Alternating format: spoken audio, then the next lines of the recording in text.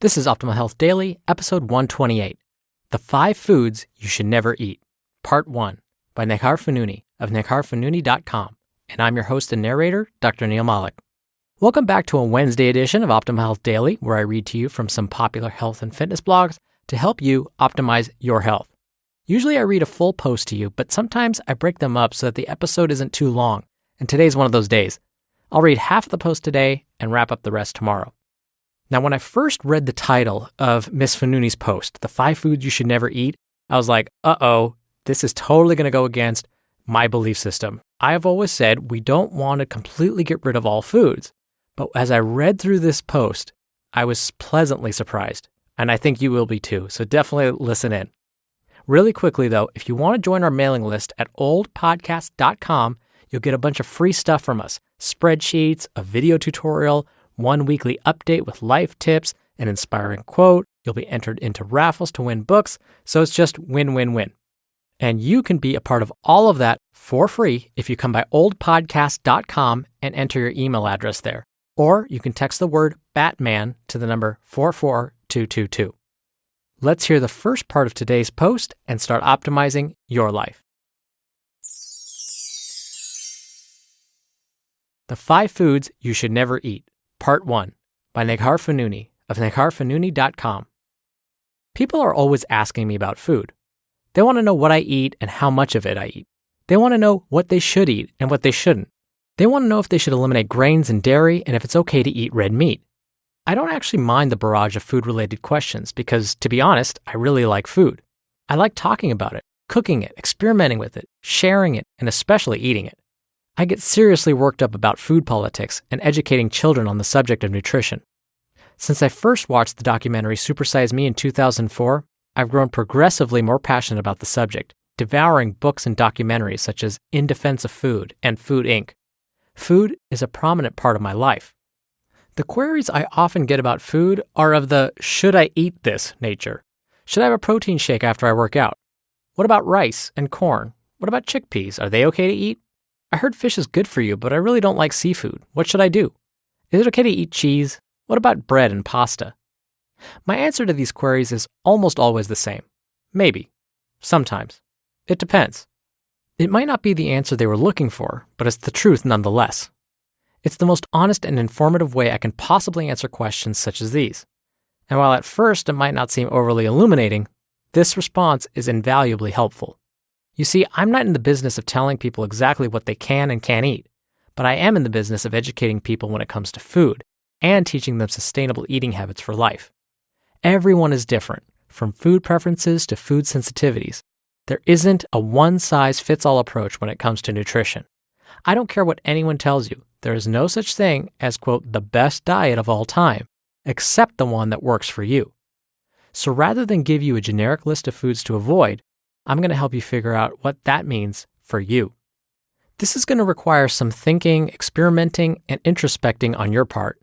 I'm not going to tell you exactly what to eat and when to eat it, but I do hope that after reading this list, you'll have a better idea of how to approach nutrition and how to enrich your life through food. The 5 Foods You Should Never Eat. 1.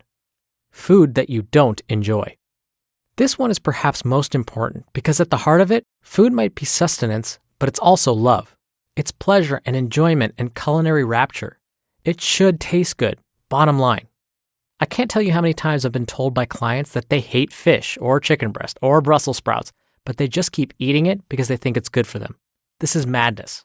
Listen, if it doesn't taste amazing, it isn't good for you. Sure, it might have nutritional benefits, but so do a million other foods that you might actually enjoy. Health food isn't just steamed broccoli and bland chicken breast. You can be creative and play to your taste buds while still keeping your health and your physique top of mind. My number one food rule is and will always be, only eat food that rocks your world. 2. Food that makes your tummy feel yucky. Or your head, or your joints. You get the idea. In my case, anytime I eat tortilla chips, I have a processed corn sensitivity, I end up reeling for days afterward. I get bloated, lethargic, and generally uncomfortable. This happens to me with any type of processed corn starch, corn syrup, as well as with certain types of dairy and grains. With time, awareness, and patience, I've learned to detect foods that will not leave me feeling amazing. As a result, I choose to avoid those foods 99% of the time because I don't want to feel yucky. It's as simple as that. Whatever you're hankering for, there's almost always an alternative food that will satisfy your desire without giving you the tummy yuckies.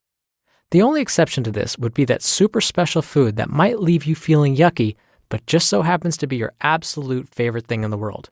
For me, it's authentic New York-style pizza. So I have a slice or two about 2 to 3 times a year, only when I'm in New York City, and I've made my peace with the outcome. I don't feel guilty about it, and I'm prepared to deal with the consequences. When it comes to New York City pizza, I've decided that the benefits outweigh the costs. When considering this type of occasional, quote, special food consumption, just make sure to keep it to a minimum, if at all, and go into it knowing that you won't feel so hot later on. 3. Hear that on tomorrow's show. You just listened to part 1 of the post titled, The 5 Foods You Should Never Eat by Neghar Fonooni of negharfonooni.com. And as I mentioned, I'll read the rest of this post on tomorrow's show. I can definitely relate to Miss Fonooni's love of pizza. I, too, am kind of a pizza fanatic. That is definitely one of my problem foods. Problem meaning when I start eating it, I can't stop. But as Miss Fonooni mentioned, I enjoy it when I do have it. I understand the consequences, in my case, mostly lots and lots of calories, but I do make sure not to go completely overboard.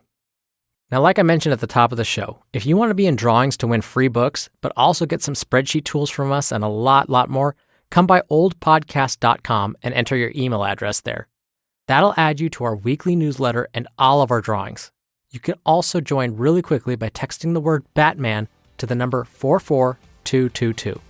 Thank you again so much for listening. I'll see you in about 24 hours where your optimal life awaits. Hello, Life Optimizer. This is Justin Malik, creator and producer of this show and Optimal Living Daily, the brother podcast of this one. Literally, I'm Dr. Neil's brother. If you like the format of this show, you'll love Optimal Living Daily too, where I also read to you from blogs, but cover other topics like personal development, finance, and minimalism from bloggers like Derek Sivers, The Minimalists, Zen Habits, and many more. So for more amazing content read to you for free, come subscribe to Optimal Living Daily too, and together we'll optimize your life. You've been listening to Optimal Health Daily. Be sure to hit the subscribe button to stay up to date on each new episode, and head to oldpodcast.com. That's oldpodcast.com for a free gift, as well as more actionable tips and resources to help you maximize your potential. Thanks for joining us, and remember, your optimal life awaits.